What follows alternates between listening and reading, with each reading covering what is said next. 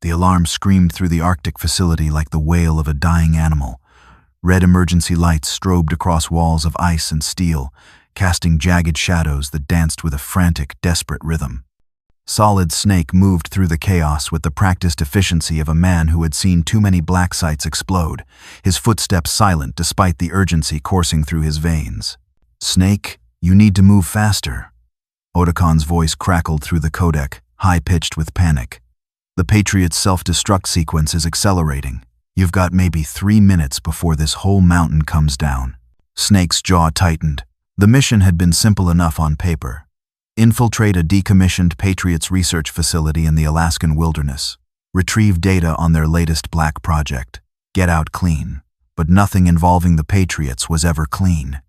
They'd rigged the entire complex with enough explosives to vaporize a small town, and someone, probably an AI, had decided Snake was too close to something they wanted buried.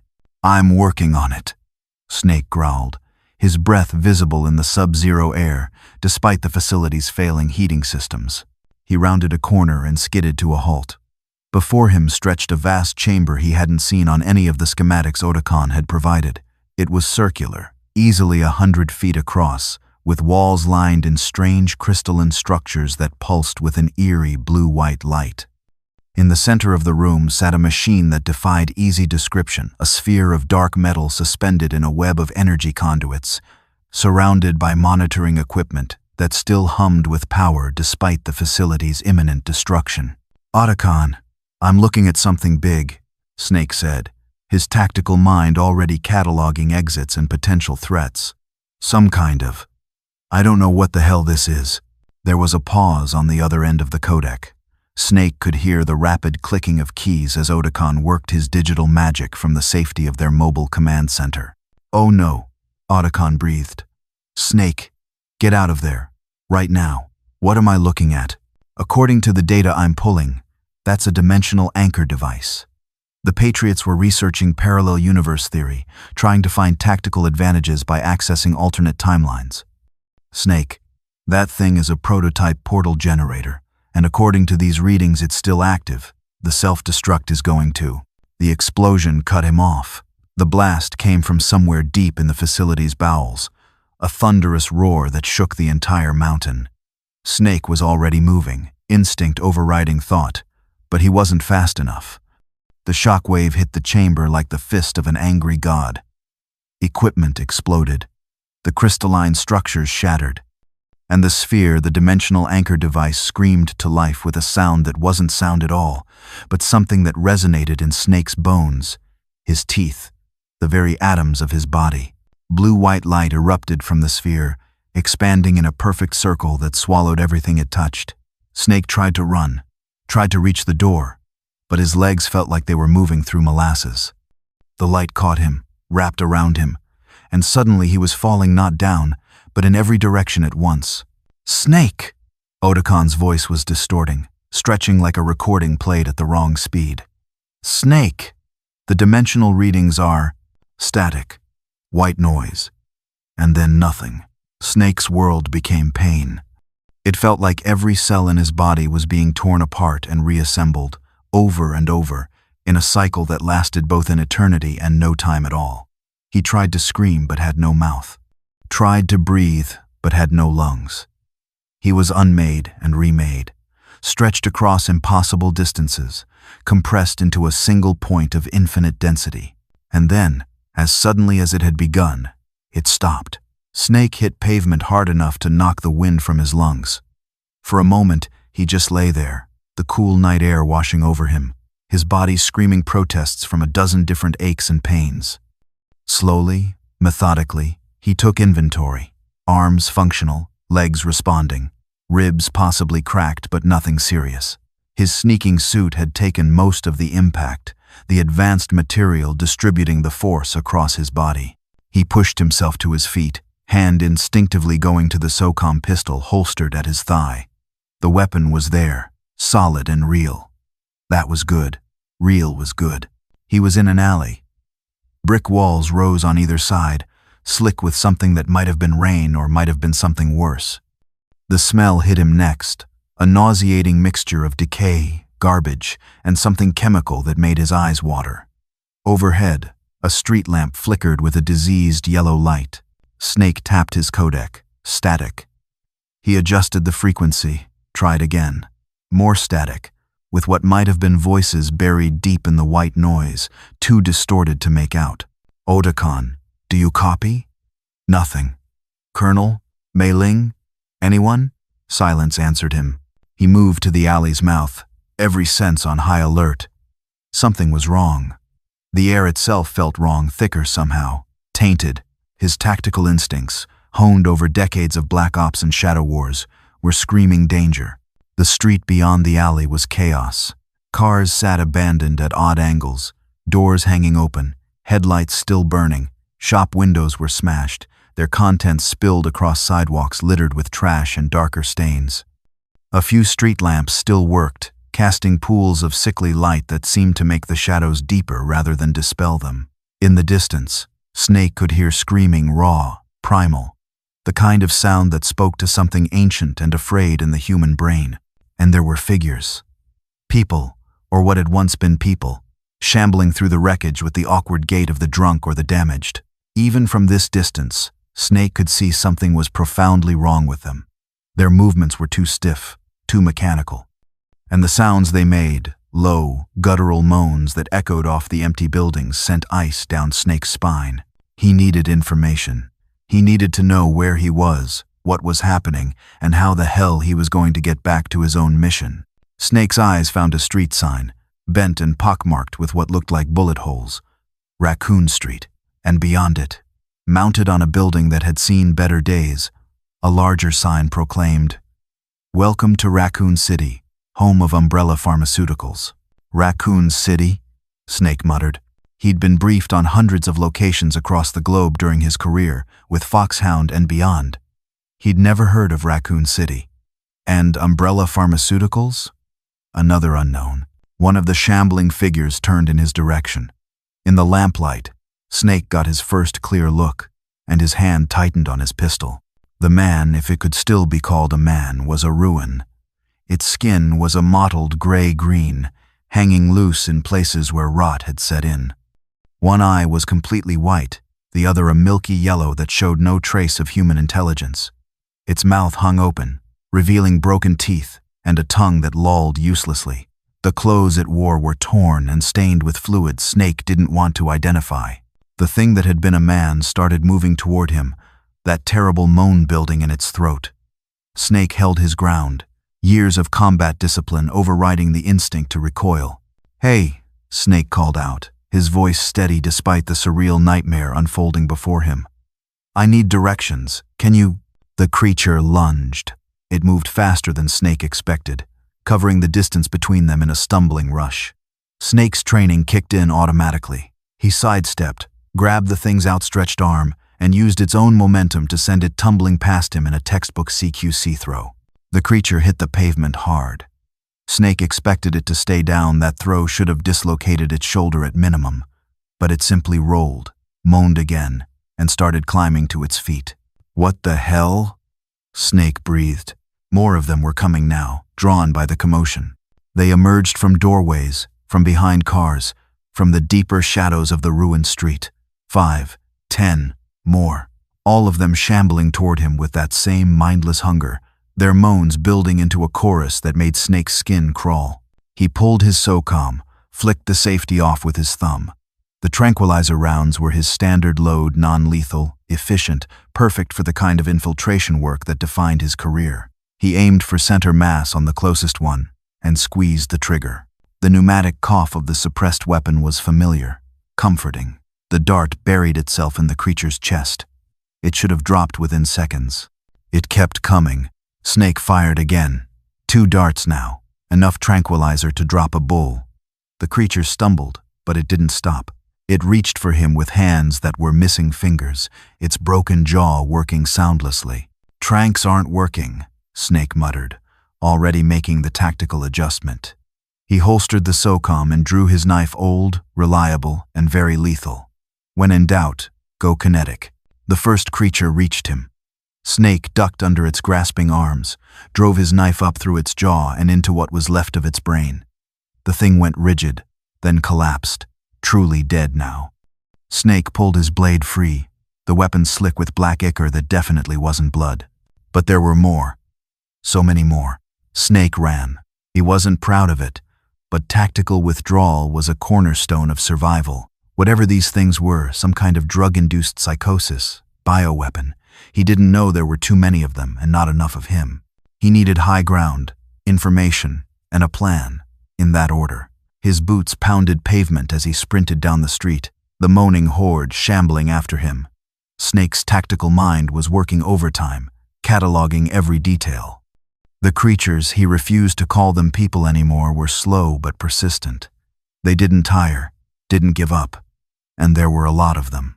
He vaulted over an abandoned car, dropped into a combat roll, came up running. A fire escape hung from a building to his left. Snake jumped, caught the lowest rung, and hauled himself up with the kind of upper body strength that came from a lifetime of training. He climbed fast, the metal groaning under his weight but holding. At the second floor, he paused, looking down. The creatures had gathered below, a sea of reaching hands and upturned, rotting faces. They couldn't climb, that was useful intel. They could be avoided with proper three-dimensional thinking. Snake's codec crackled to life, making him jump. Tiff-eyed contact detected. The voice was mechanical, artificial, definitely not Otakon or anyone else Snake knew. Are not in our database. Identify yourself. Snake adjusted his codec frequency, trying to lock onto the signal. This is Solid Snake, Foxhound. Who is this? What's going on here? Static. Then, Foxhound? No such unit exists in Umbrella records. You are in Raccoon City. Current biological contamination. T-virus. Estimated infection rate. 93%. This area will be sanitized in 48 hours.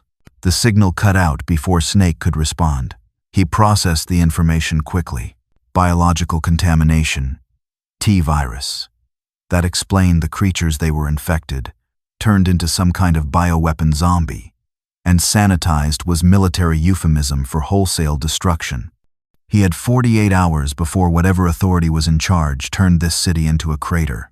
Snake looked out over Raccoon City from his perch on the fire escape. From this vantage point, the scope of the disaster became clear. Fires burned in at least a dozen locations, painting the night sky an angry orange.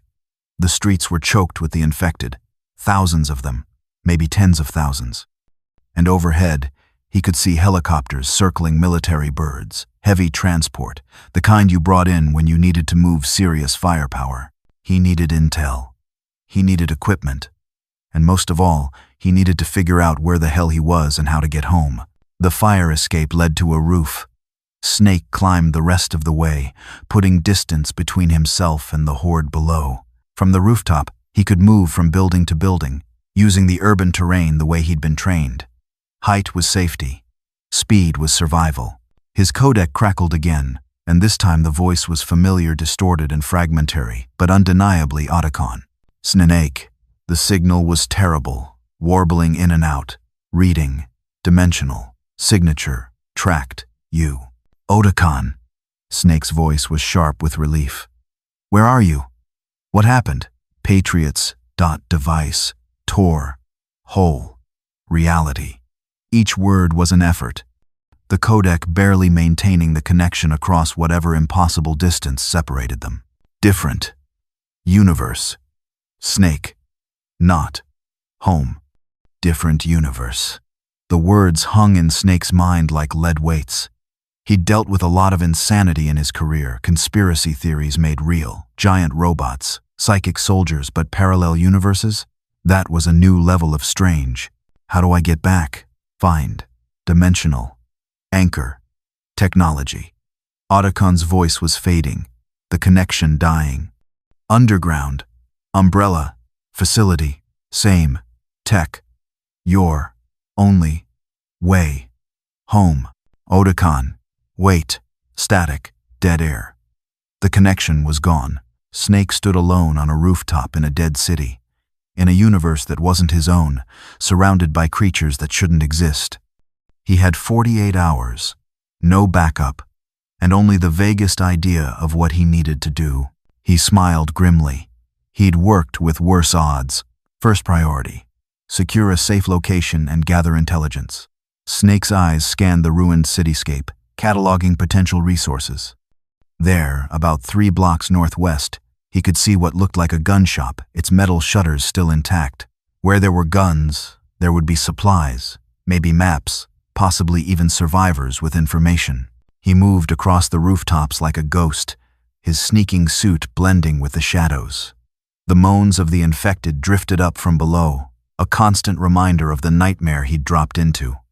But Snake had learned long ago how to partition fear, how to lock it away in a box and focus on the mission. Fear was useful in small doses, it kept you sharp, but too much would get you killed. The jump between buildings was easy, his enhanced physiology giving him strength and agility beyond normal humans. He landed in a crouch, absorbed the impact, kept moving. Below him, the infected didn't even look up. Whatever cognitive function they still possessed, it didn't include the ability to perceive threats from above. The gun shop sat at a corner intersection, its front windows barricaded with steel shutters spray-painted with a desperate message. Infected inside, stay out. Snake dropped into the alley behind the building, found a rear entrance, a heavy steel door with an industrial lock. He pulled out his card key reader, but the technology was all wrong, the lock mechanism unfamiliar. Fine. Sometimes the old ways were best. Snake pulled out a small explosive charge, shaped specifically for breaching. He placed it carefully at the lock point, moved to cover, and triggered the detonator. The explosion was sharp and controlled, just loud enough to blow the lock without bringing the whole neighborhood down on him. The door swung open to reveal darkness. Snake drew his pistol. He'd switched to lethal rounds after the tranks proved useless and activated his night vision. The world went green and grainy, but he could see. The shop's interior was a mess. Shelves had been knocked over, ammunition boxes scattered across the floor like metallic confetti, and there were bodies, 3 of them, all showing signs of the infection. But they weren't moving. Someone had put them down permanently, neat bullet holes in each forehead. Professional work. Snake moved deeper into the shop, his weapon tracking smoothly across his field of view. The front area was clear. He found a safe room in the back, a small office with reinforced walls and a heavy door. Inside, he hit the jackpot. Weapons lined one wall in a carefully organized rack. Shotguns, rifles, pistols of various makes and calibers. Ammunition was stacked in military surplus crates. And on a desk, someone had left behind maps, documents, and what looked like a police radio. Snake holstered his pistol and began gathering intelligence. The maps showed Raccoon City in detail, a mid-sized American town built around a river, with a downtown area, suburban sprawl, and industrial sectors. At the city's heart was a massive complex labeled Raccoon City Police Department, and beneath the city, marked with a red X, was a notation: underground access, authorized personnel, only. The documents were more revealing. Snake found newspaper clippings detailing mysterious cannibal attacks in the nearby Arklay Mountains. A leaked internal memo from something called Umbrella Corporation discussing containment protocol failures. And most damning, a handwritten note that simply read, "They did this on purpose." The mansion, the lab, all of it. Umbrella wanted to test it on a real population. God forgive us. Snake's jaw clenched. He'd seen this before, corporations and governments treating people as expendable test subjects, all in the name of weapons development. The Patriots did it. Cypher did it. And apparently, this Umbrella Corporation did it too. The police radio crackled with static. Snake adjusted the frequency, cycling through channels until he found one with actual traffic. His RPD. "We are overrun. I repeat, the station is lost. If anyone can hear this." The voice dissolved into screaming and gunfire, then cut to static. Another voice, calmer but strained. "All remaining citizens, this is Emergency Broadcast Station 7. Evacuation routes are compromised. Military has established a quarantine perimeter. Do not approach the city limits. Repeat, do not." Static again. A third voice, and this one made Snake's blood run cold with its clinical detachment. "Umbrella Security Service to all units. The city is a loss. Maintain perimeter. Prevent contamination spread. Sanitization will commence at 0800 hours, October 1st. All biological samples are to be recovered before final cleansing. Snake checked his watch, a military chronometer that had survived the dimensional transit. September 29th, 0200 hours. He had just over 47 hours before Raccoon City ceased to exist. He gathered supplies with efficient speed. A tactical shotgun with a folding stock, boxes of shells, several fragmentation grenades, and medical supplies, including what the labels called first aid spray and strange medicinal herbs sealed in plastic. He packed everything into a tactical bag he found in the shop's storage room. The codec crackled. For a moment, Snake hoped it was Otacon again, but the voice was different, female, young, with an edge of barely controlled panic. Is anyone receiving this? This is Officer Jill Valentine, STARS Bravo team. I'm trapped in the downtown area, grid reference Delta 7. Multiple infected, ammunition running low. If anyone can hear this. Snake keyed his codec.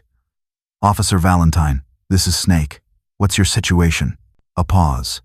Then, who the hell is Snake? Are you military? Something like that. You said you're trapped? Third floor of the newspaper office, corner of Fishin and Warren. I've got maybe 20 infected between me and street level, and I'm down to my last magazine. I don't suppose you're nearby with a rescue squad? Snake looked at his map, found the intersection she'd mentioned. It was 6 blocks from his current position, through what looked like a heavily infested area. Tactically, it was a risk. He didn't know this woman, didn't know her anything. The smart play was to go to ground, wait for an opening, and head straight for the underground facility Otacon had mentioned.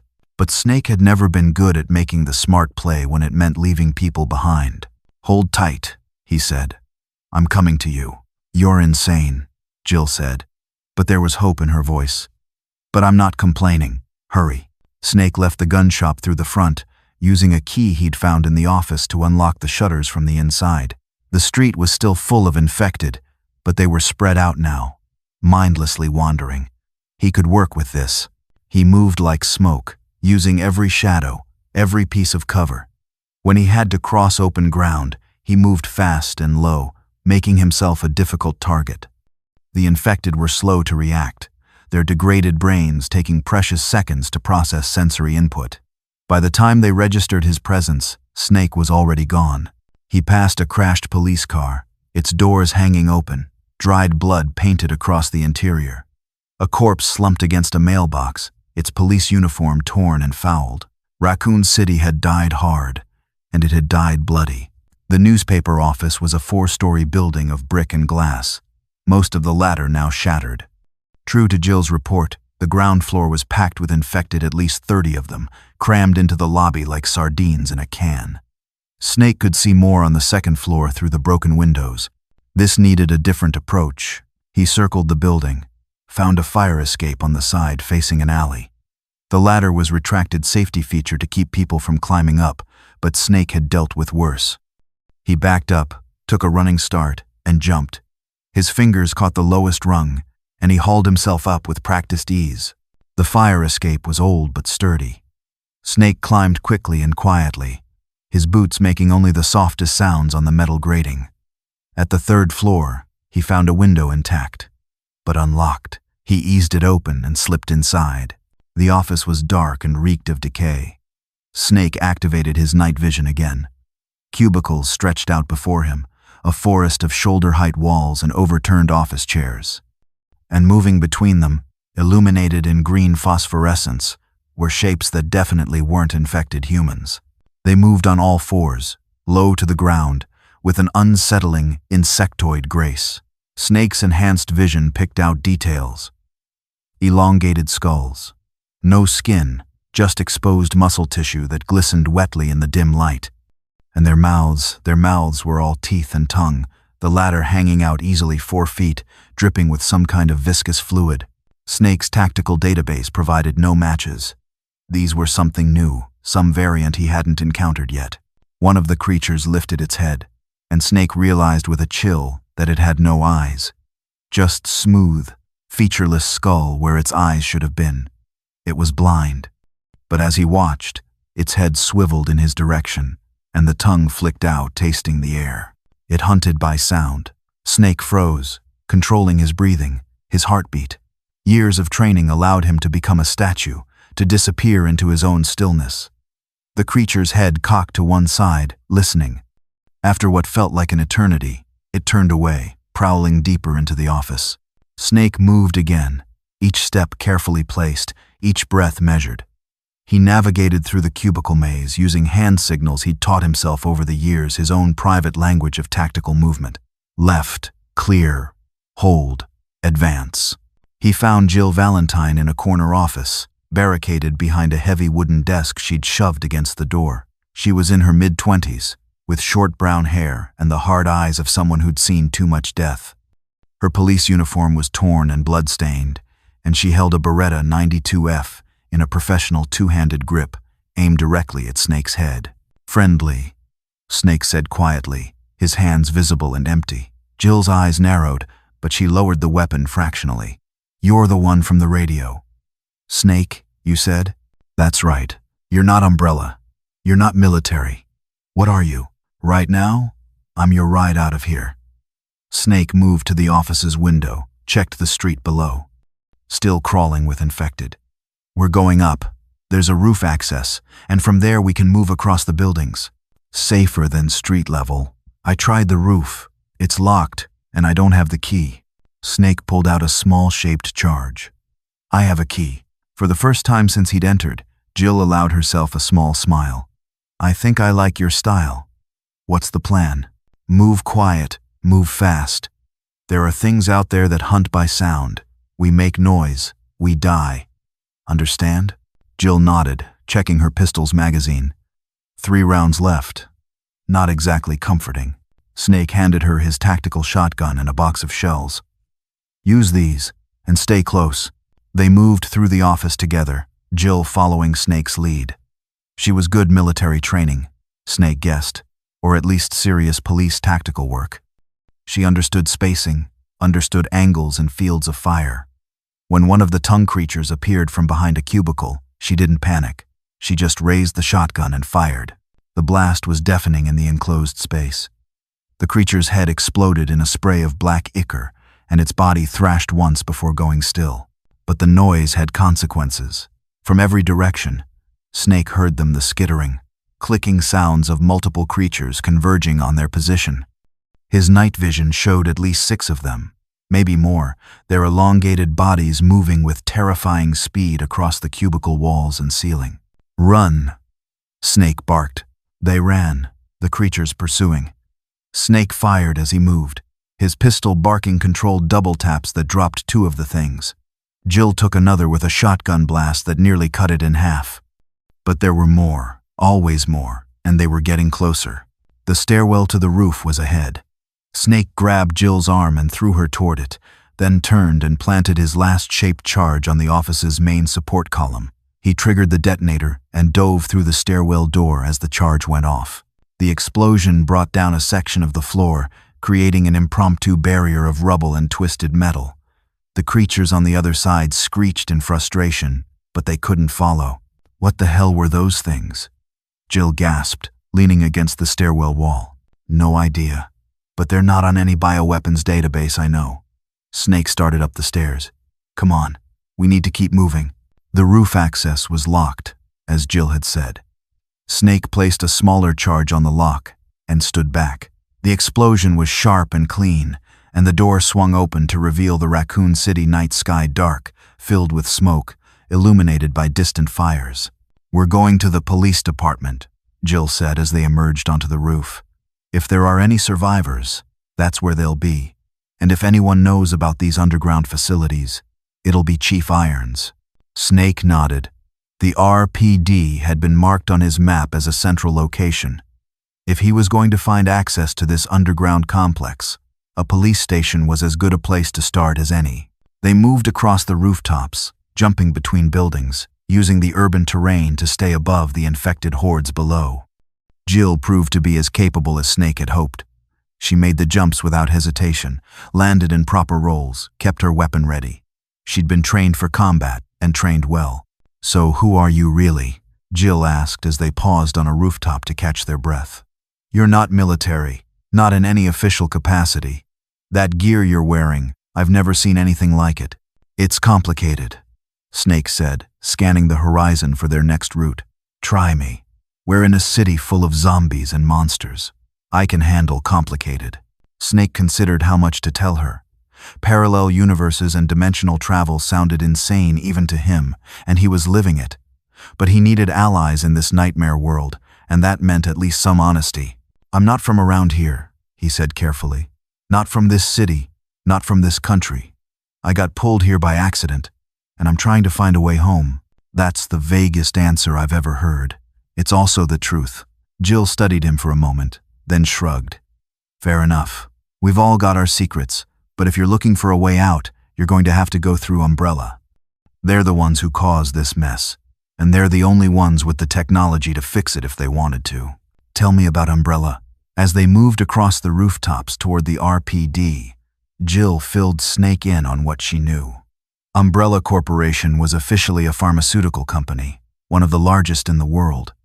Unofficially, they were weapons manufacturers, specializing in biological agents. The T-virus, the pathogen turning people into zombies, was one of their creations, designed to be the ultimate bioweapon. Soldiers who couldn't die, couldn't feel pain, couldn't disobey. The perfect army. But something had gone wrong. A month ago, there had been reports of attacks in the Arklay Mountains outside Raccoon City. STARS. Special Tactics and Rescue Service had been sent to investigate. They'd found a mansion, hidden in the mountains, that served as an Umbrella research facility. The place had been a house of horrors, zombies, mutated animals, creatures that defied description. Most of the STARS team had died. Jill had been one of the survivors. She'd tried to report what they found, tried to warn people, but Umbrella had too much influence. The reports were buried, the evidence dismissed, and now the infection had spread to Raccoon City itself. Umbrella's chickens had come home to roost. "There's an underground facility beneath the city," Jill said as they approached the RPD, building a massive structure that looked more like a Gothic mansion than a police station. "Connected to the sewers. Some of the other survivors mentioned it before we got separated. That's where the infection started, where Umbrella was doing their experiments. If there's any technology that could help you, it'll be down there." Snake nodded grimly. Underground facility. Dimensional anchor technology. It all pointed to the same place. The RPD building was under siege. Even from the rooftop across the street, Snake could see infected pressing against the doors and windows, their moaning chorus a constant background noise. But there were lights on inside, and the barricades were holding. Someone was alive in there. "There's a side entrance," Jill said, pointing, "through the parking garage. If we can get there, we can slip inside before the infected realize." They descended a fire escape to street level, moving fast and quiet. The parking garage entrance was a gaping maw of darkness, its security gate torn from its moorings. Snake and Jill slipped inside, their weapons raised. The garage was a slaughterhouse. Police vehicles sat abandoned, their windows shattered, their interiors painted with blood. Bodies lay scattered across the concrete, some in police uniforms, others in civilian clothes, and moving between them, feeding on the remains, were infected. Snake and Jill moved through the garage like ghosts, using the vehicles for cover. When they had to engage, they did so quickly and efficiently: headshots, close quarters eliminations, anything to keep the noise down. The infected here were denser, more concentrated, but they were also predictable. They had no tactics, no strategy. They were just meat animated by a virus, and meat could be put down. They reached the interior door to the station just as Snake's codec crackled again. This time, the voice was cold, mechanical, and distinctly unfriendly. "Unidentified combatants detected in RPD garage. Biological signatures do not match infected profiles. Analyzing. Analysis complete. Targets are attempting to access secure areas, initiating countermeasures." The garage's emergency lights switched to red. Alarms began to wail, and from deeper in the parking structure, Snake heard something that made his blood run cold, heavy footsteps, each one a thunderous impact that echoed off the concrete walls. "What the hell is that?" Jill whispered. Snake didn't answer. He was too busy watching as something massive emerged from the shadows at the far end of the garage. It was humanoid, but barely. 7 feet tall, maybe more, with skin the color of dirty ash. It wore what looked like a trench coat, and a fedora absurd touches that made the horror of it worse somehow. Its face was blank, emotionless, with eyes that showed no trace of human consciousness. And when it moved with the kind of deliberate, unstoppable purpose that spoke to something beyond mere infection. This was a weapon. Designed, engineered, perfected, the thing's eyes locked onto Snake and Jill. It started walking toward them, its footsteps steady and mechanical. "Inside, now." Snake pushed Jill through the door into the RPD, then followed, slamming the heavy fire door behind them. He immediately started looking for something to barricade it with. The door shuddered as something massive hit it from the other side. Once, twice. The metal began to buckle. "That's not going to hold," Jill said, backing away from the door. "I know, move." They ran deeper into the RPD, the sound of tearing metal following them. Whatever that thing was, it was coming through, and barriers weren't going to stop it. The RPD's interior was a maze of hallways and rooms, decorated in a bizarre mishmash of police station functionality and Gothic architecture. Statues lined the corridors. Paintings hung on the walls. It was like someone had tried to turn an art museum into a government building. Snake and Jill found themselves in the main hall, a vast, 2-story space with a large statue of a woman holding scales in the center. There were barricades here, makeshift fortifications made from overturned desks and filing cabinets. And behind them, a handful of survivors, police officers, civilians, anyone who'd made it to this supposed sanctuary. A man in a police uniform approached them, his face haggard with exhaustion and stress. "Jill, thank God. We thought you were dead." "Not yet, Marvin, but it's close," Jill gestured to Snake. "This is Snake. He helped me get here." "Snake, this is Lieutenant Marvin Branna." Marvin extended a hand, which Snake shook. The lieutenant's grip was firm despite his obvious exhaustion. "We don't have much here, maybe 20 survivors, dwindling supplies, and infected pressing in from all sides. But you're welcome to what we've got." "I need information," Snake said, "about the underground facilities beneath the city. How do I access them?" Marvin's expression darkened. "The sewers. There's a passage from the station's basement that connects to the main sewer system, and from there you can reach the underground labs. But I can't recommend it. The people who've gone down there, they don't come back." "I don't have a choice." A thunderous crash echoed through the station. The survivors jumped, weapons raised. The sound had come from the garage entrance, the thing in the trench coat, still coming. "What the hell was that?" Marvin demanded. "Big problem," Snake said. 7 feet tall, gray skin, doesn't go down easy. It followed us in." Marvin's face went pale. "Tyrant. Umbrella's ultimate bioweapon. Jill, we need to evacuate. If there's a tyrant in the building, we're not evacuating," Jill said firmly. "There's nowhere to go. We hold here or we die." Snake's tactical mind was already working the problem. A tyrant, assuming that's what the trenchcoat thing was, represented a threat level beyond anything the average person could handle. It was designed to be unstoppable, a weapon that could walk through conventional defenses, but everything had a weakness. Everything could be killed with the right application of force. "I'll handle it," Snake said. "You'll what?" Jill stared at him. "That thing is a walking tank." "I've killed tanks before." Snake checked his weapons, did a mental inventory of his supplies. Not ideal, but he'd worked with less. "Where's the basement access?" Marvin pointed to a door on the far side of the main hall. "Through there, down 2 flights of stairs, but if you're going into the sewers, you'll need these." He handed Snake a set of keys. "They'll get you through the security doors. And take this." He pressed a radio into Snake's hand. "Keep in touch. If you find anything down there that could help us, we need to know." Snake pocketed the keys and radio. "Jill, I need you to stay here. Help organize the defense. If that tyrant gets past me, it won't, Jill said with more confidence than Snake felt. But if it does, we'll be ready. Another crash, closer now. The tyrant was systematically breaking through every barrier between it and its targets. Snake could hear it moving through the station, destroying everything in its path. He moved quickly toward the basement access, every sense alert. The RPD was a warren of interconnected rooms and hallways, easy to get lost in.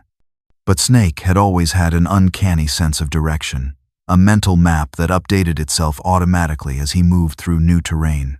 The basement was darker, lit only by emergency lights that cast everything in shades of red. The walls were older here, built from stone rather than the drywall of the upper floors. This was the original structure, Snake realized, the foundation upon which the rest of the building had been constructed. He found the sewer access behind a locked door that yielded to one of Marvin's keys. The smell hit him first, a nauseating mixture of decay, sewage, and chemicals. Then came the sound, water dripping, something moving in the darkness, and underneath it all, the constant, distant moaning of infected. Snake descended into Raccoon City's underworld, leaving the relative safety of the RPD behind. The sewers were a concrete tunnel stretching into darkness, with raised walkways on either side of a central channel where foul water flowed. His night vision turned the darkness green, revealing details he almost wished he couldn't see: bodies floating in the water, rats the size of dogs feeding on carrion, and shapes moving in the deeper tunnels that were definitely not human. He moved carefully, his pistol held in a professional grip, finger outside the trigger guard until he had a target. The sewers branched and twisted, a three-dimensional maze that would be easy to get lost in. But Snake noticed something: umbrella logos, painted on the walls at regular intervals, marking a path deeper into the system. Someone had made sure their people could navigate down here, which meant there was a destination, a facility, exactly what Snake was looking for. He followed the logos, fighting when he had to, putting down infected that lurched from side passages, avoiding the rat swarms by staying on the walkways. And then he encountered something new. It came out of the water fast, a blur of scales and muscle. Snake had a split-second impression of something reptilian, something with too many teeth and claws that could shred steel. He threw himself backward, landed hard on the walkway, and fired on pure instinct. The bullets hit center mass, but the thing kept coming. It was on him in a second, claws raking across his armor, leaving gouges in the advanced material of his sneaking suit. Snake drove his knife into its throat, twisted, and pushed it off him. The creature thrashed once, then went still, black blood pooling beneath its body. Snake climbed to his feet, breathing hard. The thing looked like someone had taken a lizard, scaled it up to human size, and given it the muscle structure of a bodybuilder. More umbrella bioweapons. More variations on the theme of turning living things into killing machines. His codec crackled. Otacon's voice, still distorted, but clearer than before. Snake, can you hear me? Loud and clear, Otacon. What's your status? I've been working on stabilizing the dimensional link. I can track you now, but I still can't pull you back. You need to find the source, the dimensional anchor in that world. It should be resonating with the device that pulled you through. I'm heading to an underground facility now. Umbrella Corporation. They're the ones who created the bioweapons. If anyone has dimensional technology, it'll be them. Snake, be careful. The readings I'm getting. There's something else down there. A massive energy signature, definitely not natural. It's almost like it's alive. The signal degraded into static again, leaving Snake alone in the sewers, with Otacon's warning echoing in his mind. Something alive, something massive, perfect. He pressed on, following the umbrella markers deeper into the sewer system. The tunnels grew older, the construction more industrial. He passed areas that looked like maintenance stations, complete with equipment and abandoned workstations. And then he saw a door, solid steel, with an umbrella logo and a biometric scanner. Snake tried the scanner. As expected, it flashed red. Unauthorized access. He needed an umbrella employee's biometric data to get through. Fortunately, He was standing in a sewer where Umbrella employees had likely died by the dozens. It took him 20 minutes of grim searching, but Snake found what he needed: a body in a white lab coat, the Umbrella logo on the breast pocket. The man's ID badge identified him as Dr. Raymond Chen, Research Division.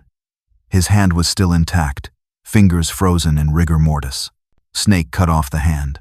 It was pragmatic, efficient, and absolutely necessary. This wasn't the first time he'd had to do something like this, and it probably wouldn't be the last. He pressed the severed hand to the biometric scanner. Green light. Authorized access. The door unlocked with a heavy clunk. Beyond the door was something entirely different from the sewers. The passage here was clean, white-tiled, lit by fluorescent lights that still functioned despite the chaos above. This was Umbrella territory, a facility they'd built in secret beneath Raccoon City. Snake disposed of the severed hand and moved into the facility proper. The corridor extended for maybe 50 feet, then opened into a larger space, some kind of reception area, complete with a desk, chairs, and informational posters about workplace safety and biohazard environments. His night vision picked up movement.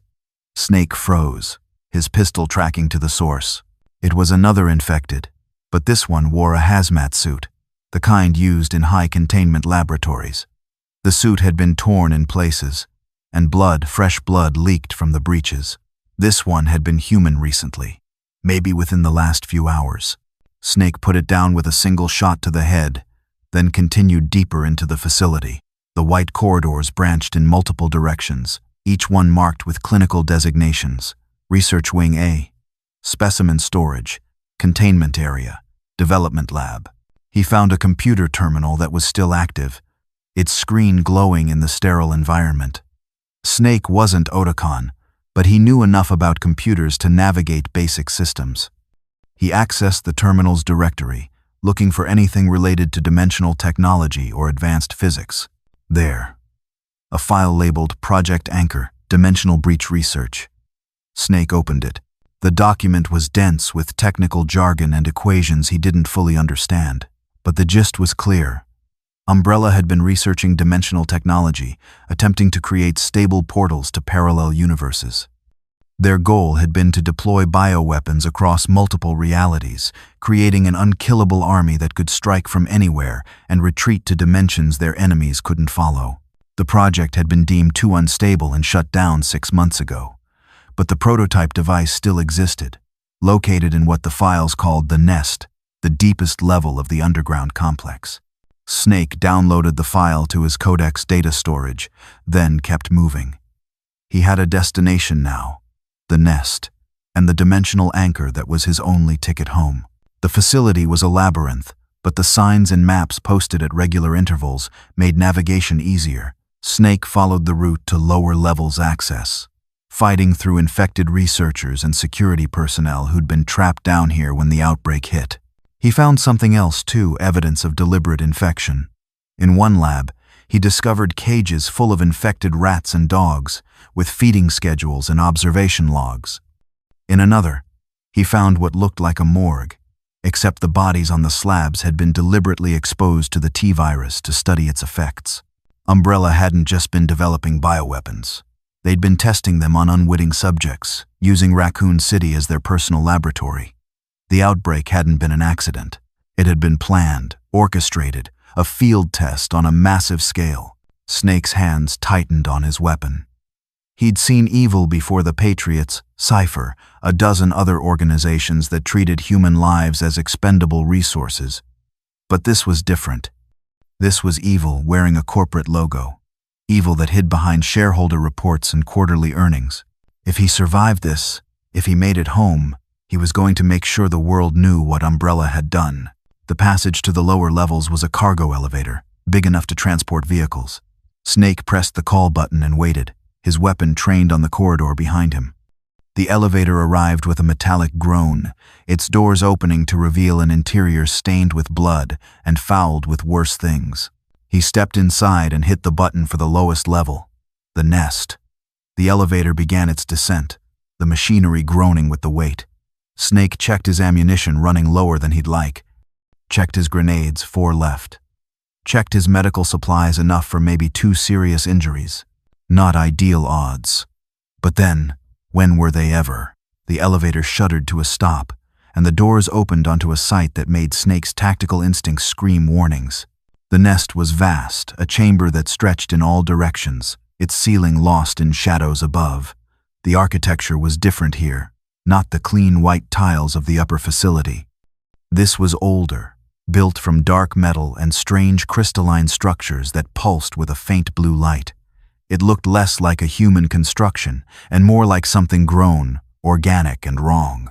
And in the center of it all, suspended in a web of energy conduits, was the dimensional anchor, a sphere of dark metal identical to the one that had pulled Snake into this nightmare world. "Otacon," Snake said into his codec. "I found it. The dimensional anchor. Can you lock onto my position?" Static answered him at first. Then Otacon's voice broke through, clearer than it had been since Snake arrived. "I've got you. Snake, I can open a portal, pull you back through. But you need to activate the device first. According to these readings, it's in standby mode. How do I activate it? There should be a control console nearby. Look for wait. Snake, I'm reading something else. Multiple biosignatures, converging on your location. You need to move." Snake heard them before he saw them, the sound of metal scraping on metal, of breathing that wasn't quite human. From the shadows at the far end of the chamber, figures emerged. They were tall and thin, their bodies clad in form-fitting armor of white and gold. They moved with inhuman grace, and their faces were hidden behind serene masks that showed no expression. At first, Snake thought they might be humans in protective suits. Then one of them turned its head, and he saw the truth. These things had no faces beneath the masks, just smooth, blank surfaces where features should have been. These weren't infected. These were something else entirely, something that didn't belong to Umbrella or any human agency. The creatures formed a line, blocking Snake's path to the dimensional anchor. One of them spoke, its voice a harmonic chime that seemed to come from everywhere at once. The anomaly must be contained. The pattern must not be disrupted. Snake's finger tightened on his trigger. "I don't know what you are, but I'm going through you if I have to." "Violence is inefficient," the creature said. "You are already dead. You simply have not accepted this truth yet." Then they attacked. They moved faster than anything Snake had fought so far, faster than the infected, faster than the tyrant, almost faster than thought itself. Energy lances appeared in their hands, weapons of pure light that carved through the air with a sound like singing crystal. Snake dove, rolled, came up firing. His bullets struck the lead creature's center mass, and it staggered but didn't fall. Its armor was designed to withstand kinetic impacts. He switched tactics, aimed for the joints, the vulnerable points where armor plates met. Better results, the creature's arm sparked, and the energy lance flickered and died.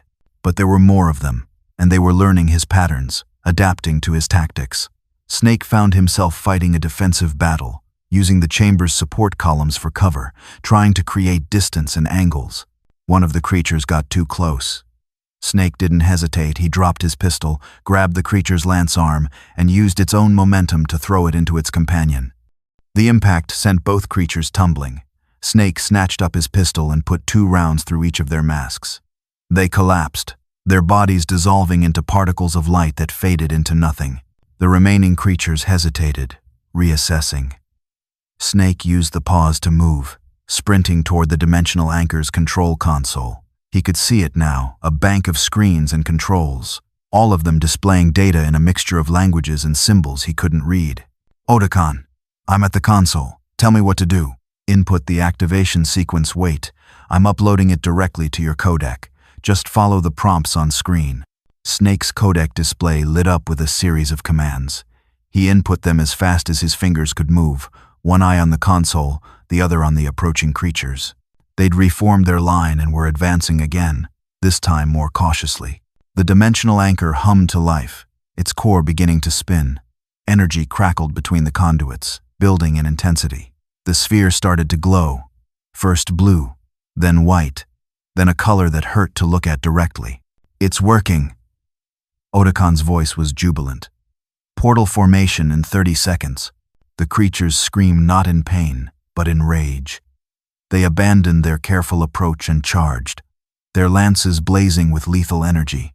Snake met them head-on. He'd been trained by Big Boss himself, the greatest soldier of the 20th century. He'd fought wars on every continent, defeated terrorists and tyrants and nightmares made flesh. These creatures were fast, they were strong, but they were not invincible. He used every technique he'd ever learned CQC to redirect their attacks, precision shooting to target weak points, tactical awareness to use the environment against them. When one creature lunged, he sidestepped and sent it tumbling into the dimensional anchor's energy field. It screamed as the dimensional energies tore it apart at the molecular level. 10 seconds, Otacon called. Snake grabbed a grenade from his belt, pulled the pin, and threw it into the middle of the remaining creatures. The explosion was devastating in the enclosed space, throwing them back, giving Snake the opening he needed. The dimensional anchor reached critical mass. Reality itself began to tear, a portal forming in the air, a swirling vortex of light and impossible colors, showing glimpses of Otacon's lab on the other side. Snake, jump, now. Snake turned to run, and something massive grabbed him from behind. The tyrant. The thing from the R.P.D. It had followed him all the way down here, unstoppable and relentless. Its gray hand was wrapped around Snake's torso, squeezing with enough force to crack ribs. Snake's vision went red at the edges as the pressure built, but Snake hadn't survived this long by giving up. He still had his knife. He drove it into the tyrant's wrist, twisted, and used the momentary loosening of its grip to slip free. He hit the ground hard, rolled, and came up running. The tyrant pursued, each footstep shaking the chamber. Behind him, the portal was destabilizing. Otacon had said it would only stay open for a few seconds. If Snake missed this window, he'd be stuck here forever. He ran harder than he'd ever run in his life, the tyrant's footsteps thunder behind him. The portal was 10 feet away. 5, 3. Snake leaped, arms outstretched, diving headfirst into the swirling vortex of dimensional energy. The tyrant's hand closed on empty air where Snake had been a microsecond before. The transition hit Snake like a physical blow. He felt himself being torn apart and reassembled, stretched across impossible distances, compressed into a single point. It was agony, worse even than the first time because now he knew what was coming. And then, suddenly, he was falling. He crashed into Otacon's lab, landing hard on the floor. Alarms were blaring, computers were overloading, and somewhere in the background, Otacon was shouting something about dimensional feedback and energy cascade. Snake just lay there for a moment, breathing, alive, home. Snake, Snake, are you okay? Otacon was kneeling beside him, his face pale with worry. Snake paused, taking inventory. Bruised ribs, multiple contusions, probably a minor concussion, but alive. I'm fine. How long was I gone? 3 minutes. Maybe 4. But you look like you went through hell. That's because I did. Snake sat up slowly, wincing at the protests from his abused body. Otacon, we need to talk. What I saw in that other world. The bioweapons, the dimensional technology. The Patriots have been researching the same things. Otacon's expression went grim. I know. I've been analyzing the data you transmitted. Snake, this is bigger than we thought. If the Patriots perfect this technology, if they can deploy weapons across parallel universes, we'll stop them. Snake climbed to his feet, steadying himself against a lab table. Same as always, one mission at a time. But as he said it, Snake couldn't stop thinking about Raccoon City, about the survivors trapped there, about Jill Valentine and Lieutenant Brana, and all the people who would die when the city was sanitized. He'd escaped, but they hadn't. They were still there, still fighting, still dying. Otacon, Snake said quietly, is there any way to open another portal? Send supplies, weapons, anything? Otacon shook his head sadly. The dimensional anchor was destroyed when you came through, and even if we could rebuild it, the energy requirements. Snake, I'm sorry, there's nothing we can do for them. Snake nodded slowly. He'd known the answer before he'd asked, but he'd had to ask anyway. had to at least try. He thought about the vial he'd seen in the underground facility, labeled with a date, October 1st, 0800 hours. The sanitization time. In that other world, in just over 40 hours, Raccoon City would cease to exist. 100,000 people would die, their deaths covered up, their suffering erased from history. And Snake could do nothing but remember them. "Come on," Otacon said gently. "You need medical attention. And then we need to brief the Colonel on what you found.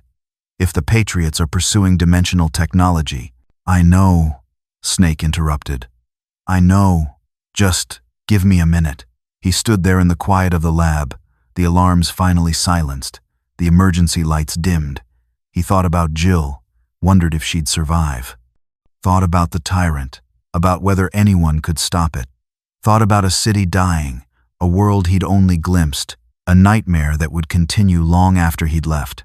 War never changed. Not in his world, not in any world. There would always be people like Umbrella, like the Patriots, willing to sacrifice millions for power, for profit, for goals they told themselves were justified.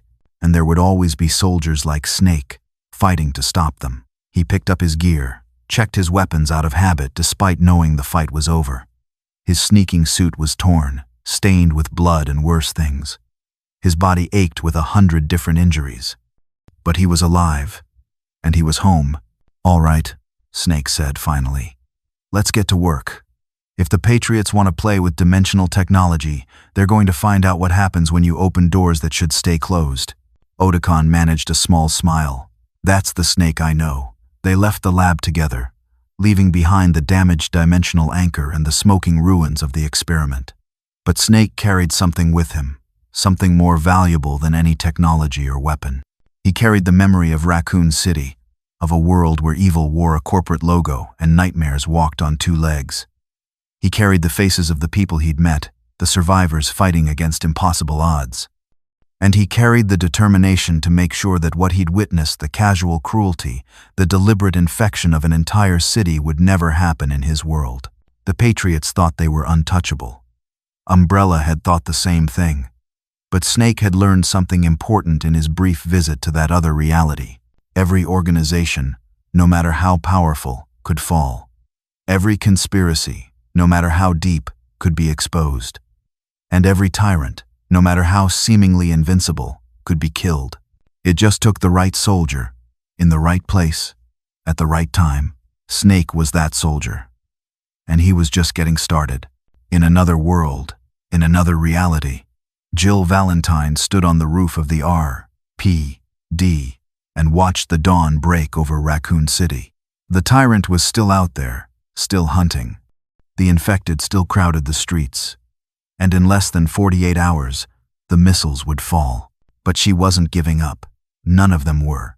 They would fight and survive and make sure the world knew what Umbrella had done. And somewhere in her memory, she held onto the image of a strange man in a green suit, a soldier who'd appeared out of nowhere and disappeared just as mysteriously. A man who'd fought like he'd been born for war, who'd moved like a ghost, who'd given her hope in the darkest moment. She didn't know his real name, didn't know where he'd gone, but she knew he'd been real. And that meant miracles could happen, even in hell. "Come on," she said to the other survivors. "We've got work to do. This city isn't dead yet, and neither are we." They descended back into the R.P.D., back into the fight, carrying their own determination to survive. Two worlds, separated by an infinity of space and possibility. Two groups of survivors, fighting against the same evil in different forms, connected by a single moment, a single chance encounter, a single soldier who'd bridged the gap between realities. Snake didn't know if he'd made a difference in Raccoon City, didn't know if his brief time there had changed anything, but he'd done what he always did. He'd fought, he'd survived, and he'd refused to give up, even when the odds seemed impossible. That was all any soldier could do, and sometimes it was enough. The end. Thank you for watching.